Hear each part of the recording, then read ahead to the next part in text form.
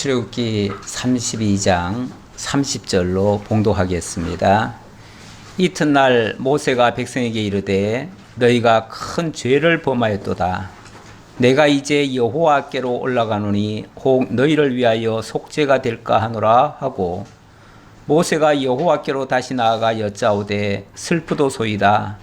이 백성이 자기들을 위하여 금신을 만들어 싸우니 큰 죄를 범하였나이다. 그러나 이제 그들의 죄를 사하시옵소서. 그렇지 아니하시오면 원하건대 주께서 기록하신 책에서 내 이름을 지워 버려 주옵소서. 여호와께서 모세에게 이르시되 누구든지 내게 범죄하면 내가 내 책에서 그를 지워 버리리라. 이제 가서 내가 네게 말한 곳으로 백성을 인도하라. 내 사자가 내 앞서 가리라.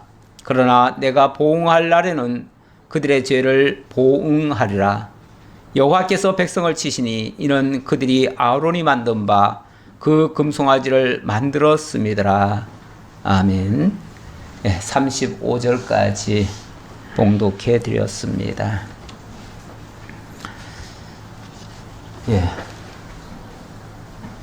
오늘 살펴볼 말씀은 출애굽기 32장부터 33장까지 걸쳐 있는 말씀이 되겠습니다. 오늘 주된 내용은 모세가 드린 중보 기도와 그리고 생명책에 관계되는 그러한 이야기가 중심이 될 것 같습니다. 일단 이스라엘 백성들은 자기를 위하여 금신상을 만들었다, 그렇게 말하지요. 자기를 위하여 금신상을 만들었다는 말의 의미가 무슨 뜻인지 좀 살펴보고요. 그리고 증거의 두 돌판이 파손이 되었습니다. 모세도 너무 충격을 받아서 그만 자기 절제를 못한 거죠. 그래서 그 두 돌판을 깨뜨렸는데, 그리고 나서 하나님 앞에 다급하게 중보 기도를 드립니다. 방금도 제가 읽어드렸지만 중보 기도 드릴 때 보면 정말 이들을 용서해 주지 않을 거면 제 이름도 생명책에서 지워버려 달라. 그야말로 사생결단적인 그런 기도를 하는 장면이죠. 그래서 자연스럽게 생명책 이야기가 나오는데, 그 생명책에서 내게 범죄하면 생명책에서 지워버리겠다, 이런 말씀을 하십니다. 분명히 그런 말씀을 하시면서도 동시에 약속의 땅 가나안으로 올라가라, 내가 너희를 인도하겠다라고 말씀하십니다. 그러면서 동시에 또 내게 범죄하면 지어버리겠다, 이런 말씀도 하십니다. 그리고 보응이 또 있겠다, 이런 말씀도 하셨죠.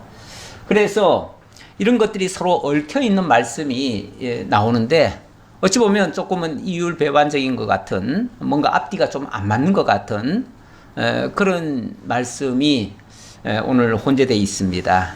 이런 말씀에 대한 정리를 좀 해봤으면 좋겠습니다. 오늘 내용은 32장은 거의 끝나가는 장면이죠. 지난주까지 백성이 금송아지를 만들어 섬기니까 모세가 돌판을 깨뜨렸다고 하는 그런 장면이 소개됐었죠. 돌판은 깨어지고 하나님은 대노를 하셨죠. 그래서 하루에 3,000명이 죽는 이런 엄청난 그런 화가 임했습니다. 자, 그래 놓고 모세가 이 상황을 만약에 그냥 내어버려 두면 이제 걷잡을 수 없는 파국으로 치달을 겁니다. 왜냐하면 레위인들이 하나님의 노를 풀어드리겠다고 하나님의 뜻을 받들어서 형제들 3,000명을 죽였습니다. 그러면은 백성들은 또 가만히 있겠습니까? 보나마나 또 들고 일어날 수도 있고요. 그렇게 되면 어쩌면 동족 상잔이 일어날 수도 있습니다. 이대로 놔뒀다가는 다 공멸입니다. 다 망합니다. 실제로 다 망할 수 있어요. 그러니까 이 다급함을 가지고 모세가 하나님 앞에 엎드립니다. 그래서 이튿날 모세가 백성에게 이르되 너희가 큰 죄를 범하였도다. 내가 이제 여호와께로 올라가노니 혹 너희를 위하여 속죄가 될까 하노라 하고, 이 죄 문제가 해결되지 않으면 우리 다 죽는다 그 말이죠. 그러니 하나님 앞에 올라가서 내가 이 죄에 대한 속죄를 받고자 한다. 그러면서 산으로 올라갔어요. 올라가서 모세가 여호와께 다시 나아가 여짜오되 슬프도소이다. 너무너무 슬프고 괴롭습니다. 너무 고통스럽습니다. 왜냐하면 이 백성이 자기들을 위하여 금신을 만들어 싸우니 큰 죄를 범하였나이다. 자기를 위하여 금신을 만들었다. 금신, 황금 송아지죠. 황금 송아지를 만들었습니다. 그런데 누굴 위해서 만들었다고요? 자기를 위하여 만들었대요.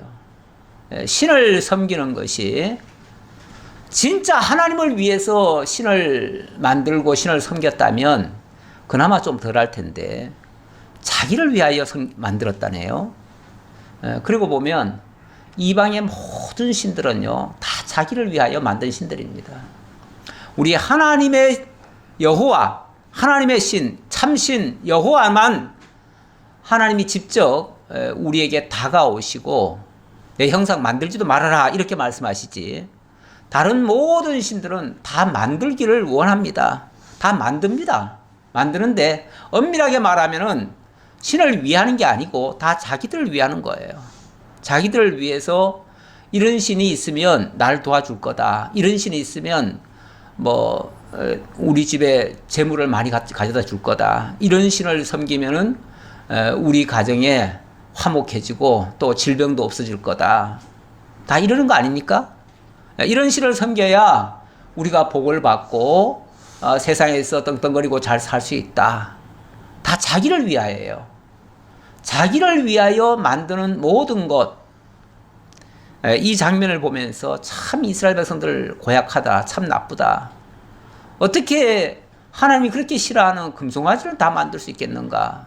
라고 은연중에 비판 대열에 가세를 하지만 사실은 자세히 생각해 보면 우리는 이런 황금 신상을 안 섬기고 있는가? 우리도 세상에서 정말로 잘 되기를 바라고 세상 것을 가지고 목표로 삼고 그걸 위해서 뭔가를 만들고 무엇을 위하고 있다면 그거는 황금 신상이 아닌가? 이것도 한번 생각해 봐야 됩니다. 사실 뭐 황금 신상이라고 해가지고 꼭 황금으로 만들어 놔야만 신상이 아니고요. 나의 모든 것을 투자해가지고 이것을 통해서 내가 무엇을 얻을 수 있을 것이다 라고 기대하고 만들어 놓은 것이 있다면 그게 황금 신상이에요. 황금 신상이 따로 있는 게 아니에요. 지금은 뭐 황금 만능 시대다 이렇게도 얘기하죠. 황금 만능 시대라는 말이 황금이 목적이 되고 그걸 가지고 뭐든지 다 할 수 있다 그런 얘기 아닙니까? 그야말로 전능신이죠. 황금이 전능신이에요. 돈만 있으면 뭐든지 다 할 수 있다. 어떤 사람은 그 아주 큰 일을 당하고 돈을 좀 많이 써서 그 문제가 해결됐어요. 그리고 나서 한다는 말이 내가 돈이 없었으면 어찌 될 뻔했느냐. 돈 없었으면 이 문제도 해결 못하고 나는 꼼짝없이 죽었다. 돈이 역시 최고야. 돈은 일단 있어야 돼. 이렇게 말씀하시는 분이 있어요. 그 돈 때문에 자기가 살았다고 생각하고 돈이 문제를 해결했다고 생각하고 그 돈이 전능신이죠. 모든 문제를 다 해결해 주는 것이 전능신이죠. 그렇게 만들어 섬기는 거나 여기 이스라엘 백성들 황금신 만들어 놓은 거나 뭐가 다르냐 그 말이죠. 알게 모르게 우리도 이 황금신을 만들어 놓고 섬기고 있습니다. 그러나 이제 그들의 죄를 사하시옵소서. 그렇지 아니하시오면 원하건대 주께서 기록하신 책에서 내 이름을 지워버려 주옵소서. 물론 너무 과격하게 표현한 것 같기는 해요. 이 모세가 너무 과격하게 표현을 한 것 같은데 이거는 전 민족이 용서를 받느냐 안 받느냐라고 하는 이 심각한 문제입니다. 만약에 전 백성들이 용서를 받지 못한다면 자기 혼자 살아서 뭐 하려고요? 나 혼자 살아서 뭐가 해결되겠어요. 그러니 이거는 어찌 보면 전 백성 살려달라고 하는 강력한 호소지요. 강력한 호소에서 이 표현을 한 것이지, 진짜 그 하나님의 생명책에서 내 이름 지워달라고 말하겠어요? 진짜 지워달라는 얘기일까요, 이게? 아니죠. 예. 뭐 어떤 잘못한 사람이 죽여주시옵소서 그러면 진짜 죽여달라는 얘기일까요? 제발 살려달라는 얘기죠. 제발 살려달라는 얘기. 물론 내 죄값은 죽음에 마땅하다. 그걸 인정하는 말이죠. 인정하면서도 동시에 정말 용서해 주시고 살려주십시오. 그 말이죠. 그러니까 자기 이름을 지워서라도 이 백성이 살 수 있다면 나를 지워서라도 이 백성 살려주십시오. 결국 이 백성을 다 살려달라 그 소리죠. 그걸 강력하게 얘기하기 위해서 만약에 그들을 용서하지 못한다면 내 이름을 지워달라. 이게 진짜 중보입니다. 중보라고 하는 거는 나를 위해서 하는 게 아니에요. 나를 위한 기도가 중보 기도가 아니에요. 정말 그 사랑하는 자들을 위해서, 백성을 위해서, 전체를 위해서 그렇게 자기가 희생하기를 각오하는 기도, 그런 기도를 어찌 보면 중보 기도라고 할 수 있죠. 네, 오늘 우리가 너무 중보 기도라는 표현에도 너무 많이 흔하게 써가지고 중보 기도의 가치가 많이 훼손이 됐습니다. 근데 진정한 중보는 참 중보자 되시는 우리 주 예수 그리스도가 진정한 중보자이고요. 우리들의 기도는 그 정도의 기도는 사실 아니죠. 그냥 위하여 기도할 수는 있죠. 제가 여기 히브리서 9장 15절의 말씀을 하나 적었는데요. 이로 말미암아 그는 새 언약의 중보자시니, 그는 새 언약의 중보자시다.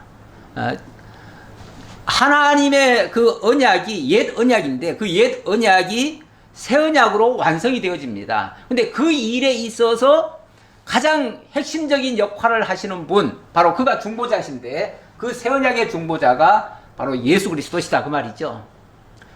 그러면서 이는 첫 언약 때에 범한 죄에서 속량하려고 주구사 부르심을 입은 자로 하여금 영원한 기업의 약속을 얻게 하려 하심이라. 자, 우리가 첫 언약을 범함으로 말미암아 모두가 하나님의 그 기업에서 상실이 되어버렸어요. 하나님의 언약에서 완전히 외인이 되어버렸어요. 다 버려졌어요. 그런데 거기서 우리를 구속하셔서 그 첫 언약 때에 범한 죄에서 속량하려고, 그걸 속량해서 하나님의 영원한 그 언약에 참여하고 하나님의 영원한 그 기업에 우리로 하여금 그 기업을 받게 하시려고 당신이 새 언약의 중보자가 되어주셨다 라고 말씀하시는 거예요. 그래서 진정한 중보자는 바로 예수 그리스도시고요. 모세가 그 정말 사생결단적인 그 기도를 한 것은 우리 주 예수 그리스도께서 당신이 버려짐으로 말미암아 내 이름을 지워버려 주옵소서 했는데 실제로 예수 그리스도가 버려짐으로 말미암아 우리가 다 구속함 받을 것을 가리키는 예표적인 말씀이었다 그 말이죠. 그래서 우리 주님 예수님께서 마지막 십자가에서 기도하실 때 뭐라고 그럽니까? 엘리 엘리 라마 사박다니, 이 말을 합니다.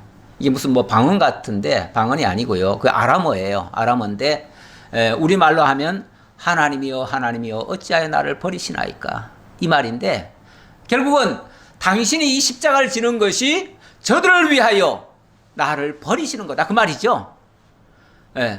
당신이 버려짐으로 말미암아 저들이 그 모든 죄에서부터 다 건짐을 받는다. 하나님의 모든 택한 백성들이 당신의 죽어짐으로, 당신의 버려짐으로 말미암아 당신이 모든 백성들이 구원함을 받는다라는 뜻이다 그 말이에요.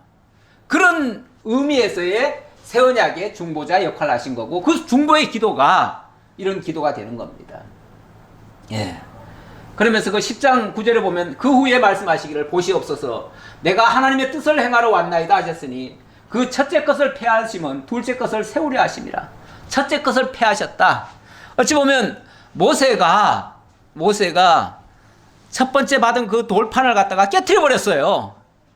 이거는 어떤 면에서 첫 언약이 정죄하고 있는 것을 무력화시킨 거예요. 그렇죠? 첫 언약은 모든 걸 정죄하잖아요. 정죄해서 모든 사람을 죄 아래 가두어 버리는데 그거를 어찌 보면은 패해버린 거예요. 깨뜨려버린 거예요. 그래서 하나님의 뜻을 행하러 왔나이다. 우리 예수님이 하나님 뜻을 행하러 왔는데 그 행하러 오셔가지고 한 일이 뭐냐면 그 첫째 것을 패하신 거래요. 첫째 것을 패하시고 둘째 것을 세우신 것이다. 그러니까 옛 언약을 패하고 새 언약으로 완성하신 것이다. 그런 의미예요. 그런 의미인데 그렇게 하기 위해서 어찌 보면 이 돌판도 깨어진 것이다. 그러니까 그 돌판을 깨트리는 것은 어찌 보면 모세가 죽으려고 한 거예요. 사실은 그렇잖아요. 당신이 죽을 짓을 한 거예요. 어찌 보면 그렇잖아요.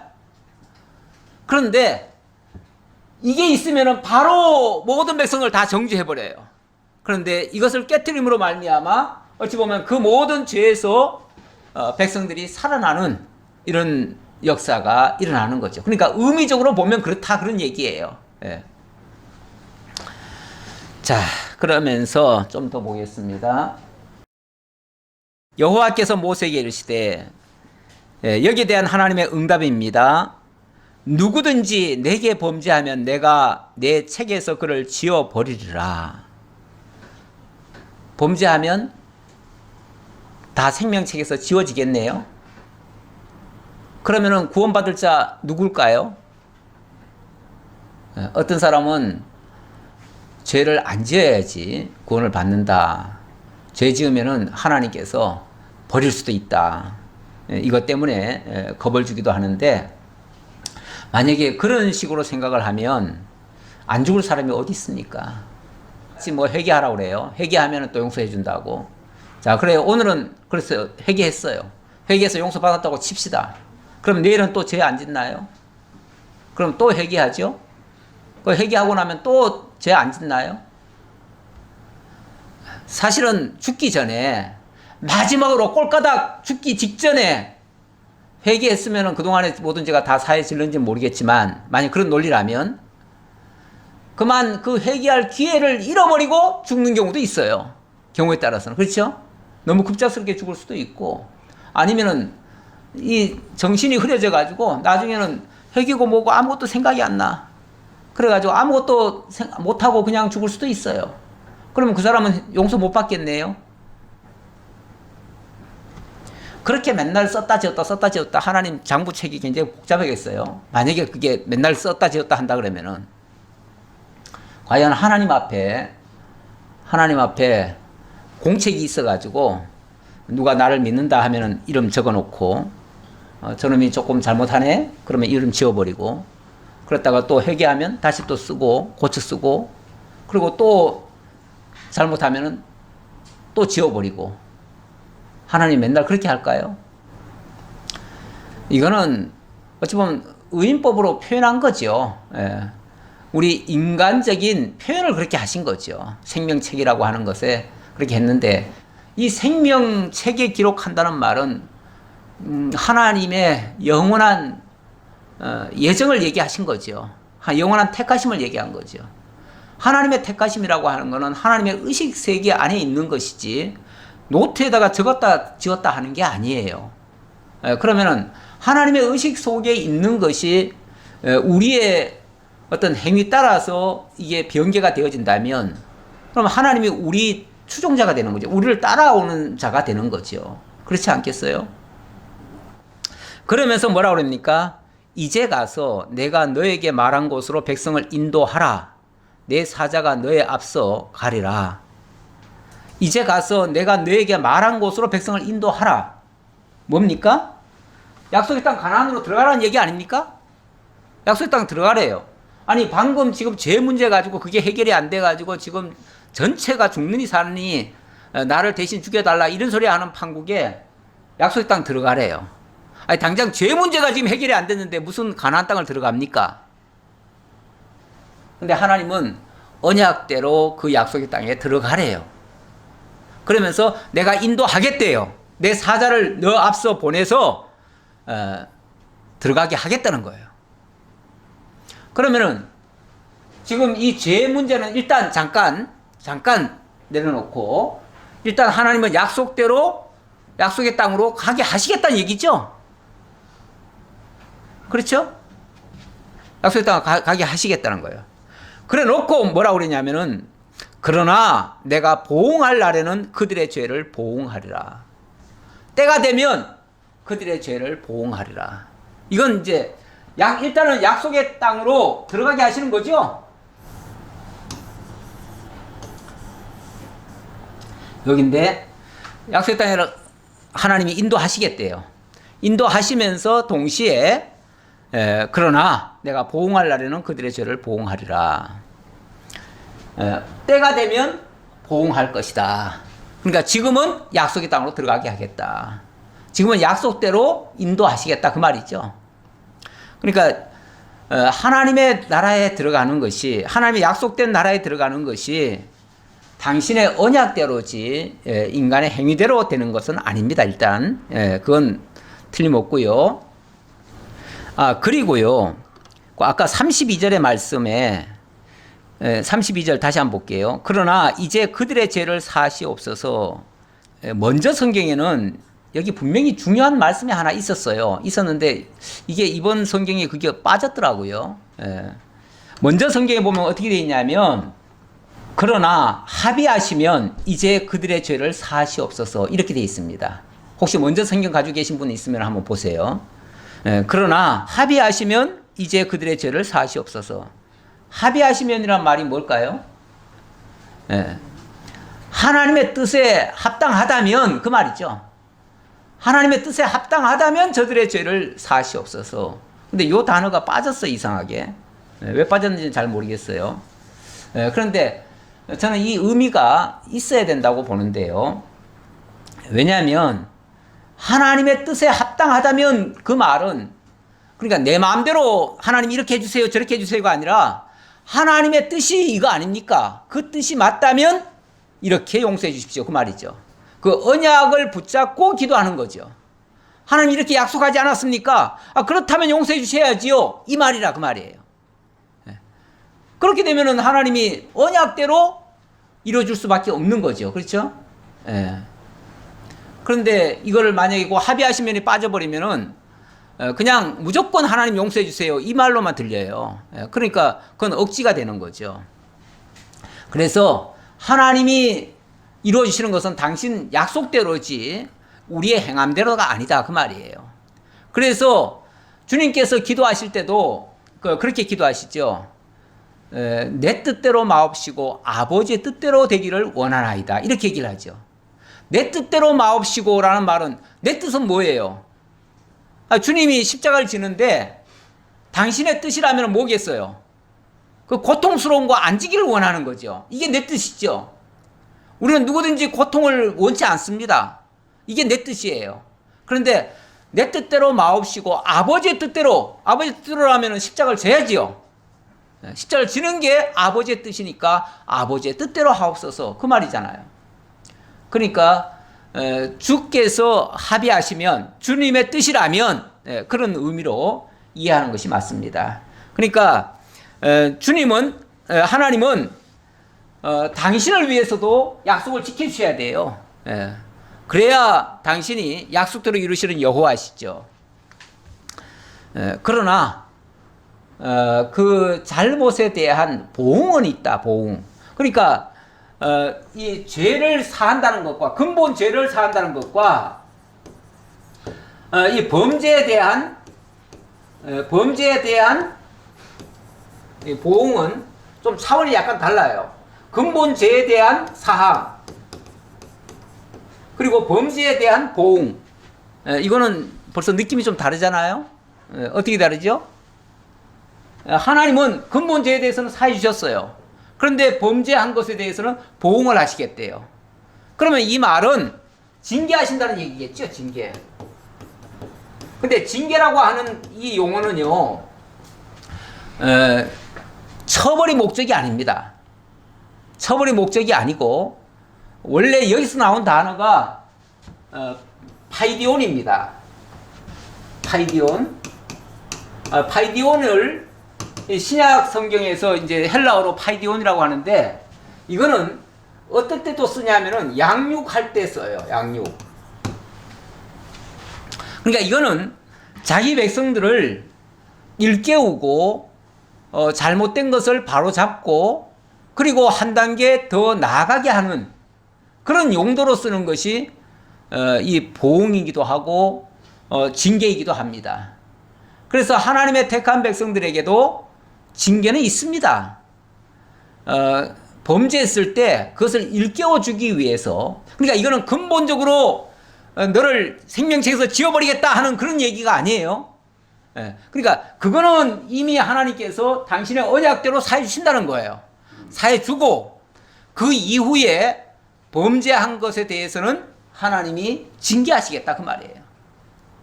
그러니까 이 징계라고 하는 거는 어떤 면에서 잘못을 깨닫게 하고 거기서 바로 잡아서 하나님 앞에 더 가까이 나가게 만드는 일을 하죠. 그래서 이거를 양육이라고도 표현할 수 있다 그 말이에요. 그래서 징계는 나쁜 것이 아니고요. 징계는 다 받는 것이거늘 만약에 너희에게 이것을 받지 않는다면 너희는 사생자요 참 아들이 아니니라, 이렇게도 얘기합니다. 그러니까 징계라고 하는 것은 어떤 면에서 하나님의 택한 백성들에게도 다 있는 겁니다. 있는 거고 그게 없다면 오히려 사생자고 참 아들이 아니래요. 예를 들어서 잘못을 했는데 아무런 제약도 없어요. 아무런 깨우칠 거리도 없어요. 하나님이 깨달으라고 아무것도 신호도 안 줘요. 그러면 그 사람은 하나님이 내버려 둔 사람이에요. 내버려 둔 사람이면 참 아들이 아니고 사생자일 수 있다. 사생자는 엄밀하게 말하면 내 아들이 아니다 그 말이에요. 내 아들이 아니니까 나는 뭐 죄를 짓든 말든 망하든 말든 난 신경 안 쓴다 그 말이잖아요. 그런 자가 과연 좋은 거냐 그 말이죠. 아, 나는 복 받았어. 나는 무슨 짓을 해도 하나님이 날 안 건드리셔. 그건 좋은 게 아니고요. 버려진 자예요. 내 자식이 아니면은 내버려 두잖아요, 원래. 내 자식이 아닌데 담배를 뽀꼬뽀꼬 피우고 그냥 이상한 행동을 해요. 내가 관여합니까? 관여했다 괜히 지나가는 개 길을 잡으면은 물려요. 그런 짓 하면 안 되죠. 차라리 그냥 그건 내버려 두는 거죠. 좀 보기는 싫어도 눈을 감고 그냥 지나가면 그만이에요. 내 자식이 아니면 그래요. 근데 내 자식이면요. 내 자식은 그렇게 하면 안 되지요. 뭔가 좀 혼치금을 내줘야지요. 다시는 그것이 잘못됐다는 것을 일깨워 줘야지요. 그게 자기 백성이에요. 그래서 이거는 하나님의 사랑의 표현이에요. 다른 말로. 예. 그래서 이제 백성들을 그럼에도 불구하고 이 약속의 땅 가나안으로 들여보내겠다고 하는 것은 당신이 신실하게 약속 지키겠다는 얘기예요. 자기 백성 어찌 보면 용서해 준다는 얘기예요. 예, 용서해 준다는 얘기예요. 책에서 지워버린다 소리 아니에요. 용서해 준다는 얘기예요. 그러면서 여호와께서 백성을 치시니 이는 그들이 아론이 만든 바 그 송아지를 만들었습니다. 거기에 대해서도 하나님이 치셨는데 그것도 일종의 보응 차원이다 그런 얘기예요. 예. 그러니까 징계 차원이다 그런 얘기죠. 자, 그렇게 이해를 해주시고요. 자, 33장으로 넘어갑니다. 33장 1절부터는 약속의 땅으로 가라 하시며 먼저 장신구를 제하여 주시는 그런 장면입니다. 여호와께서 모세에게 이르시되 너는 네가 애굽 땅에서 인도하여 낸 백성과 함께 여기를 떠나서 내가 아브라함과 이삭과 야곱에게 맹세하여 내 자손에게 주기로 한 그 땅으로 올라가라. 하나님이 올라가라 하십니다. 올라가라 하셔요. 내가 사자를 너보다 앞서 보내어 가나안 사람과 아모리 사람과 헷 사람과 브리스 사람과 히위 사람과 여부수 사람을 쫓아내고, 자, 올라가라 하시면서 그냥 무턱대고 올라가라, 네 힘으로 올라가라가 아니라 내가 사자를 앞에 보내가지고 너의 대적들을 다 미리 장악해 놓겠다. 다 제압해 놓겠다. 그 말이에요. 다 제압해 놓겠다. 그러면은 그 말 듣고 그냥 올라가면 돼요. 그렇죠? 그냥 올라가면 돼요. 이렇게 손쉬운 일이 어디 있어요? 이제 모세 이스라엘 백성들 이제 고생 끝 되겠네요. 그렇죠? 이제부터는 고생 끝. 이제부터는 행복 시작되겠네요. 왜? 이제 하나님께서 앞서가시며 다 이제 길 열어주고 다 해줄 것이니까 이제 올라가기만 하면 되죠. 그리고는 3절 너희를 젖과 꿀이 흐르는 땅에 이르게 하려니와 나는 너희와 함께 올라가지 아니하리니 너희는 목이 곧은 백성인즉 내가 길에서 너희를 진멸할까 염려함이니라 하시니. 그런데 여기 조금 유감스러운 말씀을 하시네. 하나님께서. 그렇죠? 무슨 말씀하십니까? 너희를 젖과 꿀이 흐르는 땅에 이르게 하겠지만, 그 말이에요. 너희를 젖과 꿀이 흐르는 땅으로 내가 인도하겠지만 그러나 나는 너희와 함께 가지 않겠다. 이렇게 말씀하시네요. 얼마나 황송한 말씀입니까? 나는 너희와 같이 가지 않겠다. 왜요? 그 이유는 너희가 싫어서라기보다는 너희는 목이 곧은 백성인즉 내가 길에서 너희를 진멸할까 염려함이니라. 목이 곧은 백성이라서, 목이 곧았단 말은 꼿꼿하게 자기 주장대로만 한다는 얘기잖아요. 그렇죠? 절대 남의 말에 귀 안 기울이는 사람, 그런 사람을 목이 곧다 이렇게도 표현할 수 있죠. 절대 자기 양보도 안 합니다. 그런 사람은 하나님도 못 견디죠.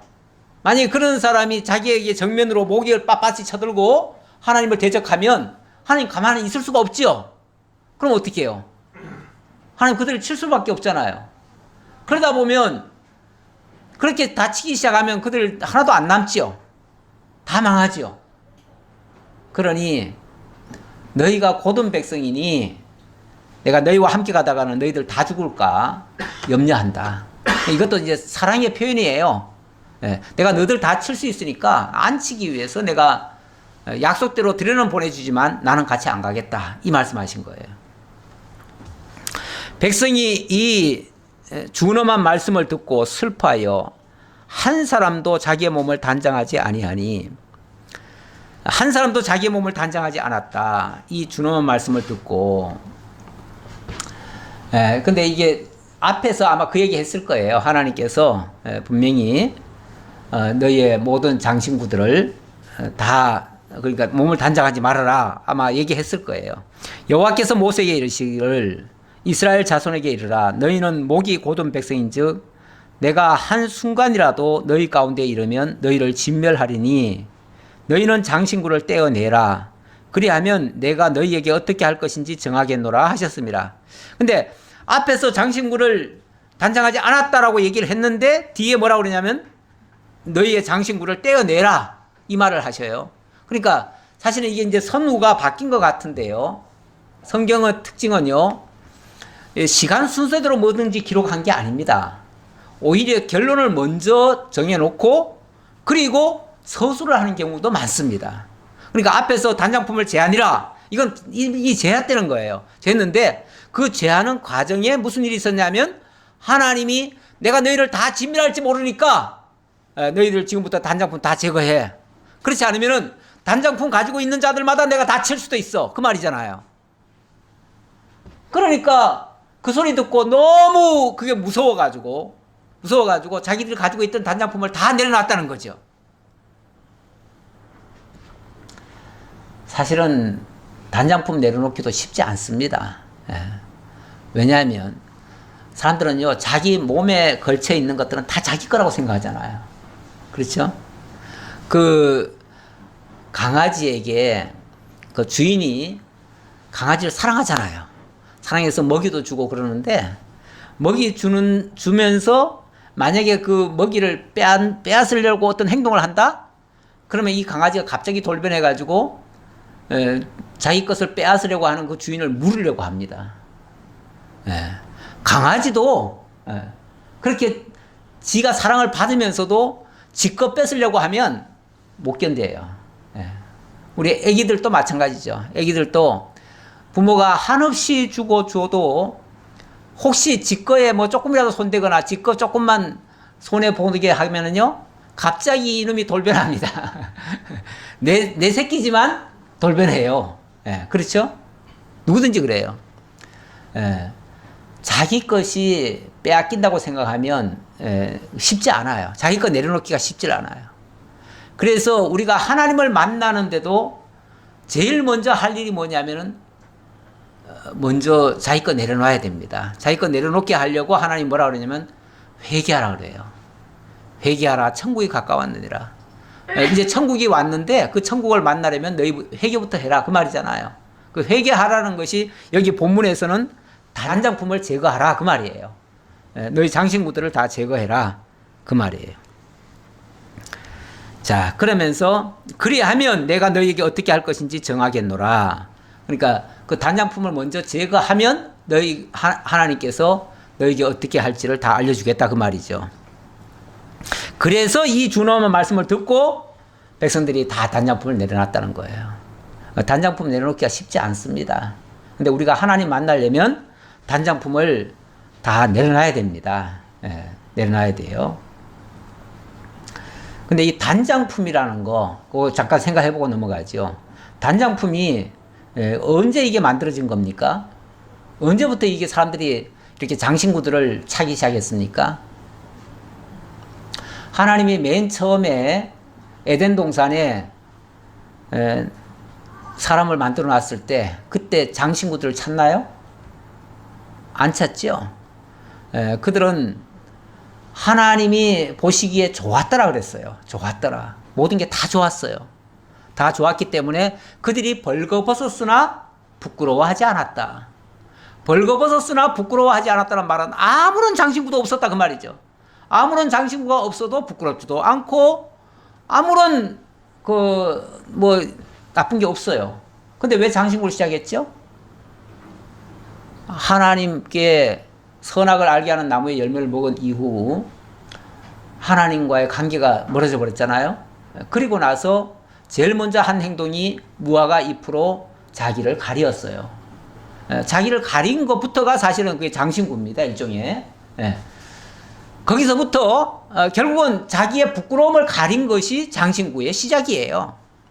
그 이후에 인류는 내어 쫓기고 하나님께로부터 내어 쫓기고 이제 유리방황하면서 만든 것이 집이고요. 성을 쌓고요. 그 성 안에서 자기를 위하여 온갖 것들을 다 만들어서 다 걸치기 시작합니다. 거기서부터 출발한 게 그렇게 해서 만들어진 것들이 다 장신구들이에요. 자기를 보호하는 기구라고 생각해요. 장신구들이. 그러니까 물론 단순히 미를 하기 위해서, 그러니까 아름다움을 만들기 위해서 그렇게 한다고 하는데 그것도 자기 부끄러움을 가리기 위해서 아름다움을 하는 거지. 아니 사실은 있는 그대로가 가장 아름다운 거 아닌가요? 원칙은? 그런데 왜 장신구를 자꾸 더 씌워요? 그거는 자신감이 없을 때 그러는 거예요. 내가 아름답다고 생각하지 않는 거예요. 내가 부끄럽다고 생각하니까 그런 거예요. 그러니까 온몸에다가 그냥 화려하게 다 걸치는데 돼지목에다가 금고리 끼워놔도 이쁘지 않아요. 진짜 그 본체가 귀하면은 장신구 하나도 없어도 이쁩니다. 귀합니다. 장신구로 그걸 포장하려고 하는 것은 가장 참 위선적인 행동이고요. 우리 하나님이 제일 싫어하는 게 외식이기도 하고 위선이기도 하고 그렇습니다. 그러니까 장신구도 일종의 다 위선적인 것들이에요. 하나님 앞에 나아가려면 어찌 보면 처음 상태로 돌아가야 됩니다. 처음 상태로 돌아가려면 자기의 모든 것을 다 내려놔야 됩니다. 그 하나님을 향해서 높아진 것들 있잖아요. 자기를 내세웠던 것들 다 어찌 보면 자기 신들을 다 만들어 놨던 거 아니에요? 사실 그 선악을 알게 하는 나무의 열매를 먹고 눈이 밝아져서 하나님같이 됐다. 그 말도 어떤 면에서 자기가 자기 걸로 포장을 해가지고 하나님 같은 자리에 올라간 거 아니에요? 하나님 앞에 나아가려면 거기서 다 벗어야 돼요. 가면을 다 던져야 돼요. 장신구 다 떼어내야 돼요. 그렇게 하는 것이 장신구를 떼어내라는 것이고, 그래서 이스라엘 백성들이 민족적으로 하나님 앞에 나아갈 때도 장신구를 제거했고요. 야곱이 그 범죄를 하고 나서 야곱의 아들들이 왜 막 그 세겜성에서 사람을 죽이고 막 그랬잖아요. 너무너무 두려워가지고 이제 어떻게 살아야 될지 몰라요. 그런데 하나님께서 베델로 올라가라 그럽니다. 베델로 올라가라 할 때 그때 제일 먼저 한 행동이 뭐냐면 모든 장신구들을 다 떼라는 거예요. 그래서 장신구 다 떼어내고 그리고 하나님 앞에 정말 어찌 보면은 벌거벗은 상태로 나간 거죠. 그랬는데 놀랍게도 주변의 모든 대적들이 한 사람도 건드리지 않습니다. 다 막아주셨어요. 그러니까 자기 걸 벗으면은 자기 걸 다 내려놓으면은 위험할 것 같지만 그게 가장 안전한 방법이에요. 왜냐하면 하나님이 그때부터 우리의 모든 단장품이 되어주시는 거예요. 하나님이 직접 우리를 다 가려주시는 거예요. 우리의 무장이 되어주시는 거예요. 우리 시편에서 자주 얘기했듯이 주는 나의 반석이시고 나의 뭐라 그래요? 나의 뭐 칼이시고 나의 모든 것이 되어주시죠. 그러니까 내가 누구를 두려워하리요? 이렇게 나오죠. 누구를 두려워하리요? 하나님이 나의 든든한 반석이고 산성이 되어주시는데 하나님 날 가려주셨다고 말이에요. 하나님이 날 다 가려주셨는데 내가 무엇이 두려우리요? 그러니까 내가 나를 보호하려고 갖가지 장식품들을 단장품들을 지금 차고 있는 건데 그걸 내려놔야 하나님이 온전히 나의 산성이 되어주시는 거예요. 그랬을 때에 가장 강력한 힘이 되어지는 거죠. 자, 그런 내용을 이제 본문에서 좀 볼 수 있고요. 그 다음 7절입니다. 7절 진 밖에서 모세가 진 밖에 세운 회막에 가서 여호와 하나님을 대면하는 장면입니다. 모세로서는 지금 확신이 안 섰어요. 솔직히 말하면 하나님께서 이 말씀을 하셔도 자기가 확신이 안 서는 거예요. 그러니까 하나님 앞에 가서 어찌 보면 기도를 하는 거죠. 모세가 항상 장막을 취하여 진 밖에 쳐서 진과 멀리 떠나게 하고 회막이라 이름하니 여호와를 앙모하는 자는 다 진 바깥으로 회막에 나아가며 모세가 회막으로 나아갈 때는 백성이 다 일어나 자기 장막 문에 서서 모세가 회막에 들어가기까지 바라보며 자, 이 항상 장막을 취하여 진 밖에 나갔다 이렇게 얘기하는데 이거는 그래가지고 이제 그 장막을 이름을 회막이라 그랬다는데 이 회막은 지난번에 왜 성막 얘기했잖아요. 그 성막 얘기는 아닌 것 같아요. 그 성막이 아니고 이 항상 장막이라고 하는 거는 언제라도 펼칠 수 있는 장막. 쉽게 말하면 우리식으로 말하면 텐트예요. 작은 텐트예요. 모세가 갑자기 작은 텐트 하나를 가지고 저 진 바깥으로 나가는 거예요. 진 바깥에 나가가지고 지금 쉽게 말하면은 지금 엄청난 일이 발생했잖아요. 막 살육전이 벌어졌잖아요. 그 와중에서 지금 하나님께로부터 엄청나게 심각한 이야기를 지금 듣고 진짜 모세는 자기는 지금 죽을 각오하고 지금 하나님 앞에 기도했어요. 그런데 하나님께서 어떤 방향은 제시해 주셨어요. 이제 내가 약속의 땅으로 올라가게 하겠다. 그러니 너희들 단장품 재라. 자, 거기까지 얘기하셨어요. 자, 그래서 일단은 자, 하나님께서 길은 제시해 주셨는데 구체적으로 어떻게 해야 될지는 아직 잘 모르잖아요. 그러니까 하나님을 대면하러 나간 거예요. 대면하러 나가면서 작은 천막 하나를 가지고 나간 거예요. 나가지고 저 진 바깥으로 나가가지고 아무도 없는 상태에서 거기서 이제 하나님과만 만나려고 하나님 앞에 나아갔습니다. 근데 그 장면을 백성들도 지금 다 주의 깊게 지금 보고 있다 그 말이에요. 회막으로 나갈 때와 들어올 때까지 그쪽만 향해서 지켜보고 있다 그 말이죠. 9절 모세가 회막에 들어갈 때에 구름 기둥이 내려 회막 문에 서며 여호와께서 모세와 말씀하시니 모든 백성이 회막 문에 구름 기둥이 서 있는 것을 보고 다 일어나 각기 장막 문에 서서 예배하며 그런데 그 모세가 친 그 장막의 위에 여호와의 구름이 덮였어요. 구름 기둥이 덮였어요. 그러니까 백성들이 봤을 때는 아 저기에 하나님께서 임재하셨구나. 그래서 모세와 지금 대화하고 있구나 라는 사실을 이제 본 거죠. 그걸 보니까 거기에 하나님이 계시다라고 생각을 하니까 모두가 그 앞에 엎드렸다 그 말이죠. 그래서 하나님께 예배했다. 예배라는 말 자체가 원래 엎드려서 경배하는 것을 예배라고 그래요. 원래 문자 글자 그대로는. 그러니까 하나님 앞에 다 엎드렸다 그런 얘기죠. 이제 그 구체적인 내용은 이렇게 얘기합니다. 사람이 자기의 친구와 이야기함 같이 여호와께서는 모세와 대면하여 말씀하시며 모세는 짐 밖으로 돌아오나 눈의 아들 젊은 수용자 여호수아는 해막을 떠나지 아니하니라. 근데 여기도 좀 참 중요한 말씀이 하나 있는데, 사람이 자기의 친구와 대화하듯이 우리 하나님께서 모세와 대면해서 이야기를 해주셨다. 너무나 지금 감격스러운 얘기 아닌가요?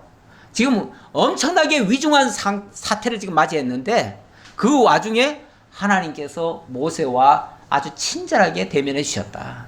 그리고 마치 친구와 대화하듯이 그렇게 대해 주셨다.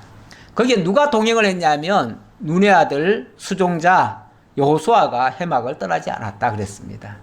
이 여호수아는 그 자리를 굳게 지키면서 있었다 그러는데, 이게 또 중요한 의미가 있지요. 모세가 행동할 때에 때로는 모세 혼자 행동한 것처럼 표현이 많이 돼 있지만 사실은 그 이면보다도 그와 동행하는 자가 하나 있었습니다. 그가 매번 여호수아였습니다. 여호수아가 지난번 그 산에 올라갈 때도 동행을 했어요. 그랬고, 그러니까 전면에 표시가 잘 안 됐어도 알고 보면 여호수아가 있었다는 얘기예요. 그런데 어찌 보면 하나님께서 모세와 지금 대화를 하시지만 여호수아가 끝까지 그걸 지켰어요. 이 말은 나중에 보면 모세도 약속의 땅 가나안에 못 들어가잖아요. 못 들어갑니다. 그리고 하나님께로부터 책망을 받습니다. 나중에. 그러는데 이 여호수아는 이스라엘 백성들을 이끌고 약속의 땅으로 들어갑니다. 그런데 모세에게 주었던 모든 말씀을 다 알고 있는 사람이 여호수아인 거예요. 그러니까 여호수아는 어찌 보면 하나님이 모세에게 주신 그 언약을 성실히 집행하도록 하는 자예요. 그래서 겉으로는 율법에 의해서 이루어지는 일들은 모세를 통해서 이루어진 것 같지만 그것의 온전한 성취는 여호수아를 통해서 이루어지는 거예요. 이게 뭘 가리키냐면 결국은 이 여호수아는 장차 우리 주 예수 그리스도 하나님의 구원자라고 일컬어지는 그 예수 그리스도가, 여호수아라고 한 단어가 그래요. 단어의 의미가 그래요. 하나님은 구원자이시다라는 뜻이에요. 그래서 하나님이 결국 이 여호수아를 통해서 온전히 이 백성을 이끌어 주시겠다라는 그런 약속의 말씀과도 같은 거예요. 그래서 여호수아가 있었다는 사실이 중요하고요. 자, 이제 모세의 기도 내용을 좀 봅시다. 모세가 여호와께 아뢰되 보시옵소서. 그러니까 앞에서 이렇게 했었다, 그리고 친구와 이야기함 같이 있다가 돌아왔다 그러지만은 그 내용은 이제부터 얘기하는 거예요. 그러니까 이게 시간 서술이 아니죠. 시간대로 기록한 게 아니고 먼저 결론적인 얘기를 하고 그 다음에 상세한 얘기를 또 이어서 하는 거예요. 그래서 이런 거를 이제 오해하지 마시고 들으시면 좋겠습니다. 모세가 여호와께 아뢰되 보시옵소서. 주께서 내게 이 백성을 인도하여 올라가라 하시면서 나와 함께 보낼 자를 내게 지시하지 아니하시나이다. 주께서 전에 말씀하시기를 나는 이름으로도 너를 알고 너도 내 앞에 은총을 입었다 하셨사온즉 내가 참으로 주의 목전에 은총을 입었사오면 원하건대 주의 길을 내게 보이사 내게 주를 알리시고 나로 주의 목전에 은총을 입게 하시며 이 족속을 주의 백성으로 여기소서. 주의 백성으로 여기소서. 모세가 이렇게까지 기도하는 이유는 하나님 분명히 가라고는 하시는데 구체적으로 어떻게 누구를 통해서 이 일이 이루어질 것인지 구체적으로 잘 모르겠다 그 얘기예요. 그러니까 우리가 어떤 명령을 받았어요. 자, 그걸 일을 해야 되겠는데 구체적으로 막상 하려고 보니까 어떻게 될지 모르겠는 거예요. 그렇잖아요. 큰 틀에서는 하라는 얘기는 맞는데 어떻게 해야 될지는 잘 모르겠잖아요. 그러니까 하나님 앞에 또 묻는 거죠. 하나님 도대체 어떻게 하라는 얘기입니까? 나보고 하라는 얘기는 듣겠는데 알겠는데 구체적으로 어떻게 하라는 얘기입니까? 여호와께서 이르시되 내가 친히 가리라. 내가 너희를 쉬게 하리라. 내가 친히 가면서 너를 쉬게 하리라. 지금 모세 보고 데리고 가라 그래 놓고는 내가 친히 갈 거니까 너는 좀 쉬어라. 그 말이잖아요. 아마도 지금 아직 좀 더 읽어봐야겠지만은 아마도 내가 너는 어느 정도 좀 가다가 너는 이제 멈추고 내가 다른 사람 통해서 가게 할 거다. 이제 이 얘기로 이해할 수도 있어요. 그렇죠? 그렇게도 보여지죠. 그러면서 모세가 여호와께 아뢰되 주께서 친히 가지 아니하시려거든 우리를 이곳에서 올려보내지 마옵소서. 앞에서 이제 하나님이 너희들 이제 다 올라가라. 하지만 나는 안 가겠다 그랬잖아요. 또 나는 안 가겠다 그랬으니까 아니 우리 보고 올라가라고 하시면서 하나님 안 가시면 우리가 무슨 힘으로 갑니까? 어떻게 갑니까?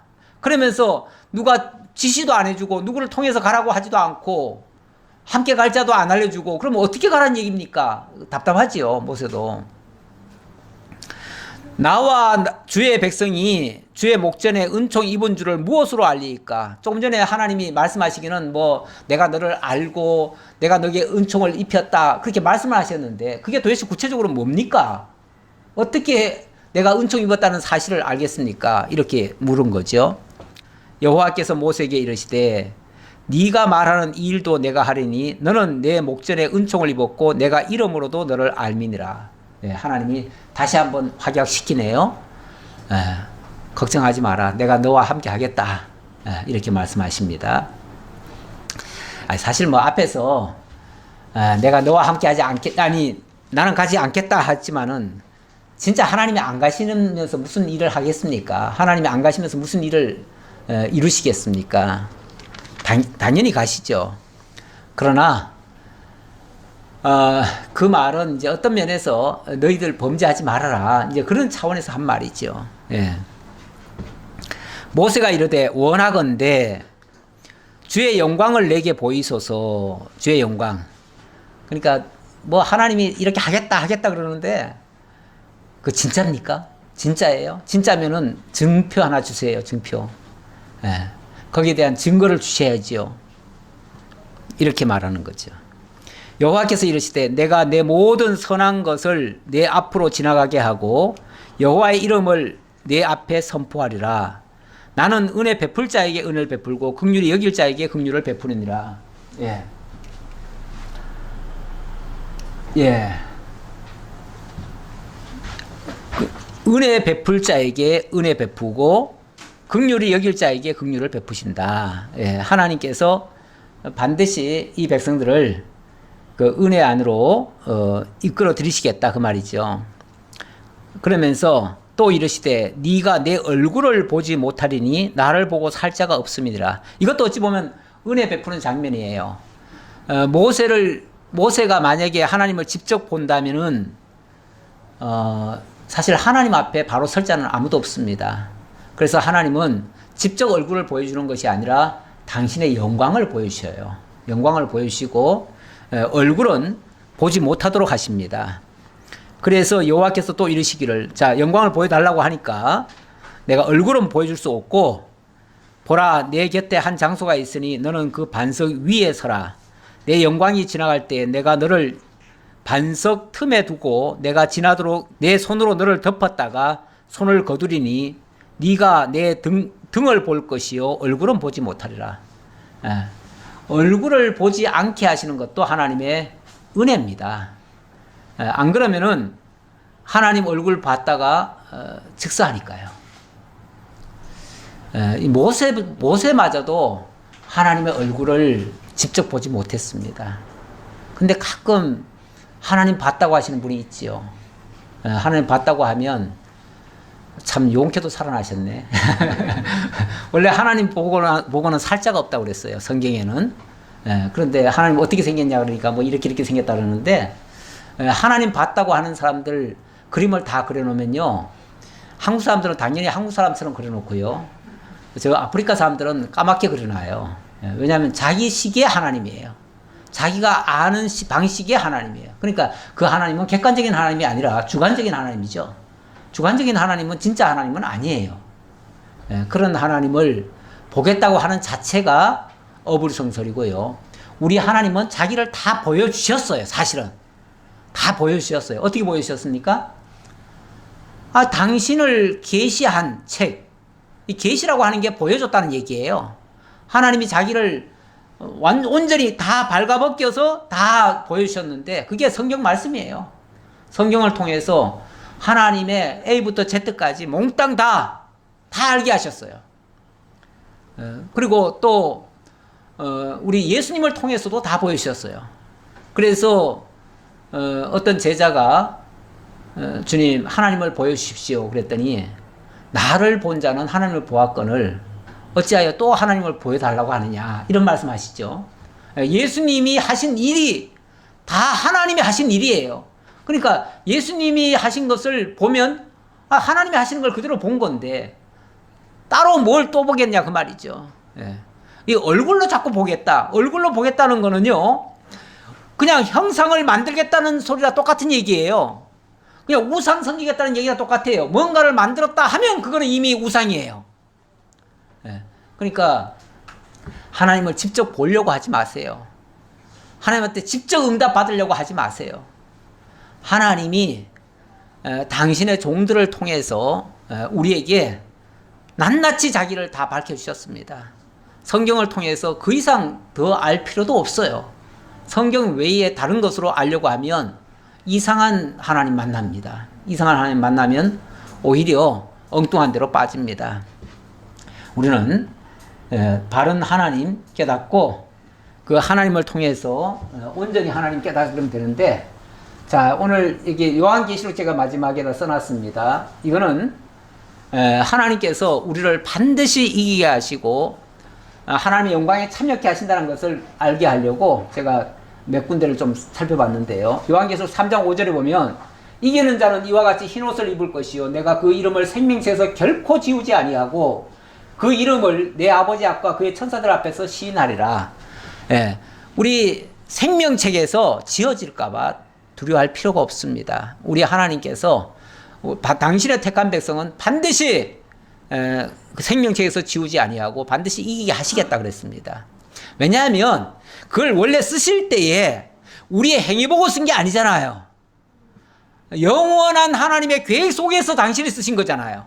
당신이 택하신 거잖아요. 당신이 써놓고 당신이 왜 지우십니까? 그렇죠? 그러니까 오히려 그렇게 쓴 자들을 반드시 승리케 하시겠다는 게 하나님의 약속의 말씀이에요. 그리고 이 세상에 실패하는 자들도 있어요. 있는데 그들은 누구냐면 누구든지 생명책에 기록되지 못한 자는 저 불못에 던지우리라. 생명책에 기록되지 아니한 자들은 다 실패를 해요.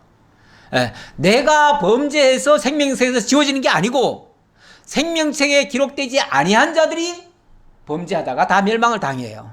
그러나 하나님 택한 백성들에게는 하나님이 반드시 구원하신다라고 말씀하셨고요. 아까 주님께서 함께하지 않으면은 우리도 못 올라갑니다. 주님 함께 하십시오. 주님이 인도해 주십시오 그랬는데 주님의 인도를 받는다는 게 뭔가를 제가 요한계시록 14장에서 한번 찾아봤습니다. 주님의 인도를 받는 자, 주님과 동행하는 자가 누구냐면 또 내가 보니 어린 양이 시온산에 섰고 그와 함께 14만 4천이 섰는데 그 이마에 어린 양의 이름과 아버지의 이름을 쓴 것이 있더라. 어린 양의 이름과 아버지의 이름이 쓰여져 있더라 그 말이죠. 이게 택한 표시 아닙니까? 택한 표시고 이 사람들은 여자로 더불어 더럽히지 아니하고 정절이 있는 자라. 어린 양이 어디로 인도하든지 따라가는 자며 사람 가운데서 구속을 받아 처음 익은 열매로 하나님과 어린 양에게 속한 자들이니 이들이 바로 구원함을 받은 하나님의 택한 백성들이다 그 말이에요.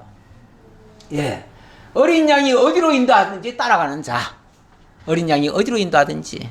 우리 주님께서 우리의 구원자입니다. 그 그리스도의 구속을 받아서 처음 익은 열매로 하나님과 어린 양에게 속한 자들이다. 그리스도의 십자가 구속으로 말미암아 구원함을 입은 자들, 그들이 인침을 받은 자들이고 그들이 영원히 승리하는 자고 하나님과 동행하는 자입니다. 기도하겠습니다. 아버지 하나님 감사합니다. 우리 하나님 생명록에 우리를 영원 전부터 기록해 주시고 반드시 이 땅에서 승리케 하시고 영원히 동행해 주시겠다고 약속해 주셨습니다. 그 약속을 믿은 성도들이 주님만을 쫓아가고 어디로 인도하든지 따라가는 저희 모두가 되게 하옵소서. 모든 영광 주님 홀로 받으셨기를 간절히 바라옵고 예수님 이름으로 기도하옵나이다. 아멘.